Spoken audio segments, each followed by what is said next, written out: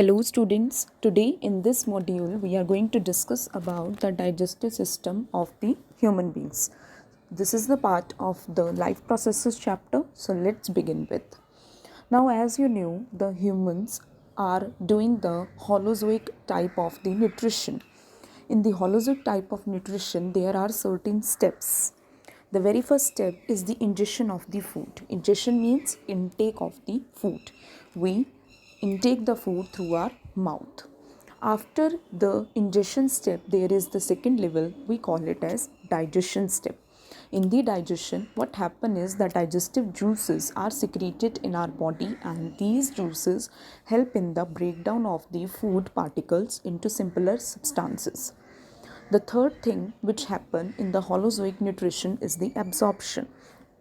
After the digestion, the big particles of the food are been converted into simple particles, and these simple particles are absorbed by our body and then transferred to the blood. After the absorption step happens in the intestine, small intestine and the large intestine. Here itself the step of absorption goes on.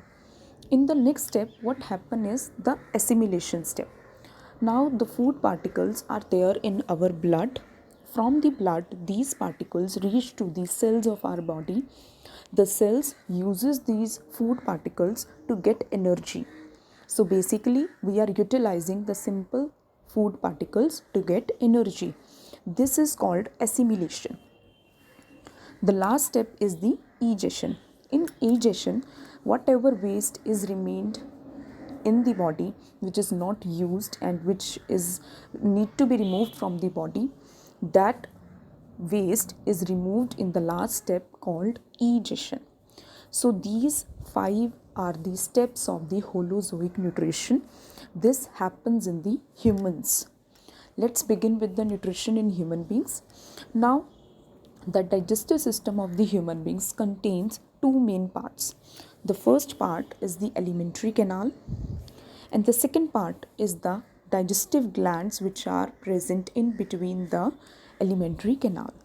The alimentary canal is a long tubular structure which is having different organs in between, and it is starting from the mouth, then to the food pipe, then stomach, then small intestine, then leading to large intestine, then rectum, and at the last opening called anus.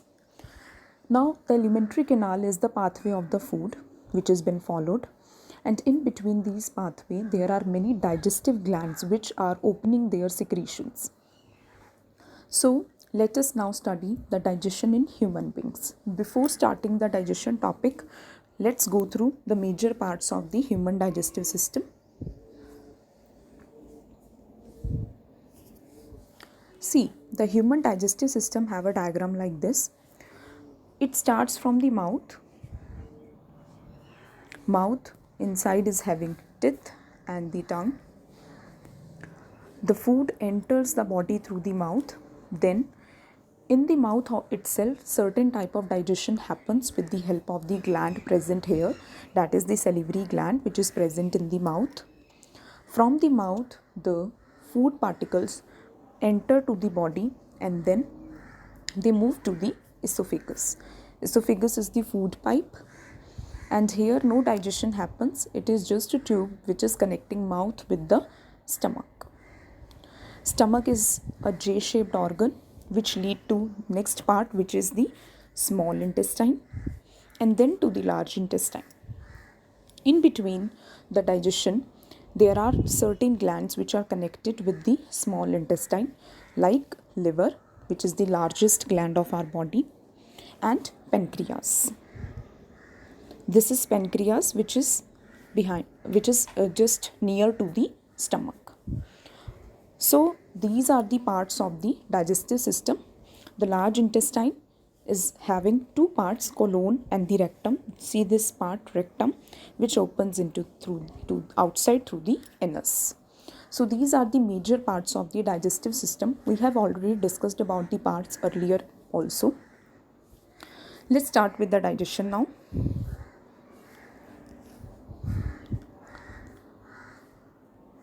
So as I told you, the human digestive system is having alimentary canal and the digestive glands, and the mouth, which is the very first part. Through the mouth, what happen is we intake the food. Mouth inside is having teeth. The teeth, the major function of the teeth is to chew and grind the food. So whatever food we are taking in the mouth, it is chewed and grind with the help of the teeth. Tongue is a muscular organ which is present in our mouth. It helps in the rolling of the food, tasting of the food, and it also helps in the swallowing and pushing down the food. Now in the mouth there is present a gland. The name of the gland is the salivary gland. Salivary gland, there are 3 pairs of the salivary gland which are present in the mouth, and these salivary glands together secrete saliva and mucus. The function of the saliva is basically a liquid which is having mostly water content and the enzyme called salivary amylase. The salivary amylase, which is present in the saliva of the mouth, its function is that it converts the starch content into the sugar. It converts the starch which is present in the food into simple sugars. So I can say that the digestion of the food starts itself in the mouth, and in the mouth the starch of the food is been converted into sugar with the help of the enzyme salivary amylase. From the mouth, now the food moves to the esophagus. Esophagus, as I told you, it is called food pipe. It is just a tube which is connecting mouth with the stomach. Now for the transportation of the food from mouth to the stomach, there is need of certain type of the movements in the food pipe. Let's discuss them in detail.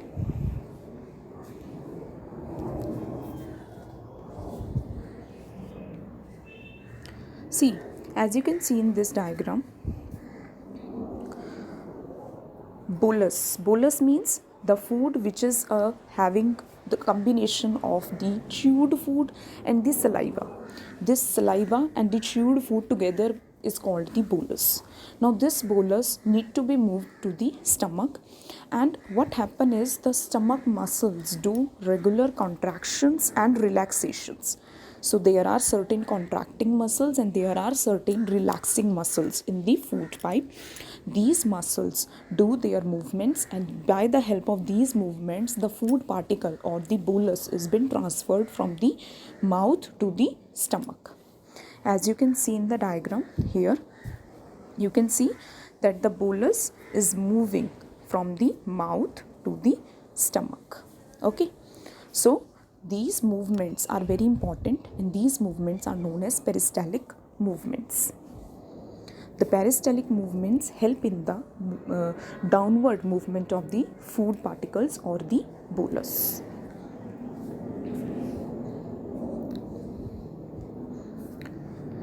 So these peristaltic movements are present in the alimentary canal itself, and the most importantly, they are present in the food pipe and in the stomach, and help in the transportation of the food particles from one place to the another. Now the next part is stomach. The food particles, when enter into the stomach is a J-shaped organ, and the food is stored in the stomach for few hours. The stomach wall inside is having few cells. We call them as the gastric cells, which together make gastric gland. So in the stomach there is present which gland? Gastric gland. The gastric gland secrete gastric juice. Okay, and the gastric juice is having 3 main components in it. So the gastric juice is made up of, first of all, pepsin, then HCl, that is hydrochloric acid, and last is the mucus. Pepsin is an enzyme. When it is released in the stomach, it is in the inactive form. To make this enzyme in an active form, it needs acidic medium, and that acidic medium is provided by the HCl. So HCl makes the medium acidic. This acidic medium activate the enzyme and also kill the microbes which are present in our food. And when the enzyme pepsin is activated, it converts the protein content present in the food into the peptones. So the digestion of the proteins happen in the stomach with the help of the enzyme pepsin. Now, as you know that HCl is making the medium acidic. So that acidic medium can damage the wall of the stomach. To protect the wall of the stomach from that acidic behavior, mucus is also secreted, which protect the inner lining of the stomach from the acidic behavior of the HCl. From the stomach, now the digested food particles move to the next part, that is called the small intestine.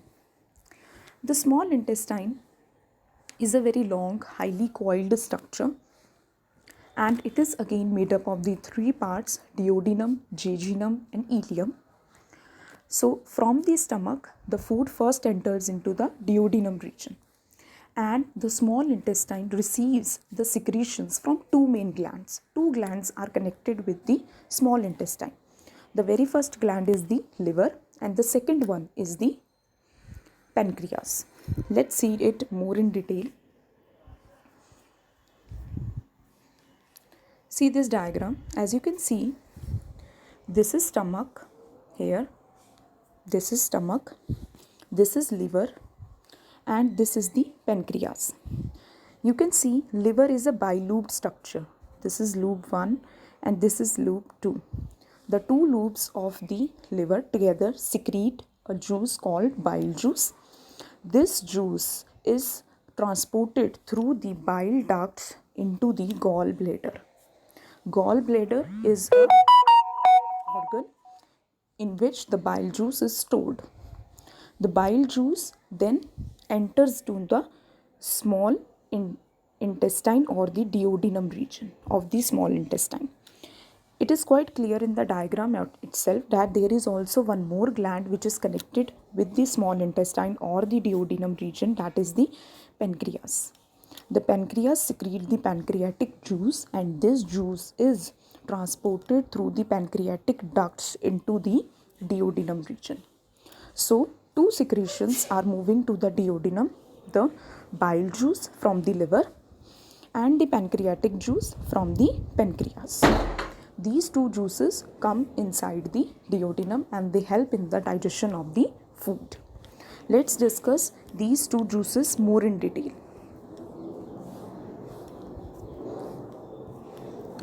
Now, the liver, as I told you, it contains the bile juice.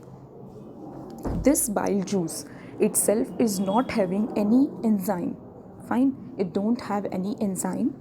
It makes the medium alkaline. As you know, when the food is coming from the stomach, it is acidic, okay, and when it reaches the small intestine, the bile juice is mixed in that food particles and it makes the medium alkaline. Why this alkaline medium is very important? Because the alkaline medium is very much important for the activation of the few enzymes of the pancreatic juice. The pancreatic juice enzymes need the alkaline medium so that they can be activated, and that alkaline medium is provided by the bile juice. The other function of the bile juice is that it helps in the emulsification of the fat. Emulsification means it converts the large fat globules into small fat globules. So the digestion of the fat is done with the help of the bile juice. Okay. Now coming to the pancreas secretes pancreatic juice which contains two major enzymes. The very first enzyme is the trypsin and the other one is the lipase. Trypsin and the lipase. Trypsin help in the digestion of the proteins. We know that protein digestion is already done in the stomach. Further digestion of the proteins happen with the help of the trypsin. Trypsin converts the remaining proteins into peptones. On the other hand, the enzyme lipase, which is also a part of the pancreatic juice, it converts the remaining fat or the small fat globules into the glycerol. So, with the help of the pancreatic juice, fat digestion and the protein digestion takes place. And with the help of the liver, the fat digestion takes place. Now, there is also present certain intestinal juice that is secreted by the complete intestine. This intestinal juice helps in the conversion of the carbohydrates into glucose, fats into fatty acid and glycerol, proteins into amino acids. So, the last product or the last thing that we get from the proteins is amino acids. From the fats, we get fatty acid and glycerol. From the carbohydrates, we get the glucose. These are the end products of the digestion of the food. Fine.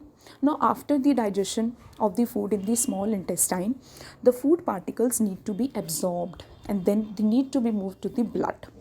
This happens with the help of the villi. Villi are the finger-like projections. Let's discuss this more in detail with the help of a diagram. You can see here, this is a diagram of the small intestine. The small intestine inside is having this brush-like appearance due to the presence of the villi.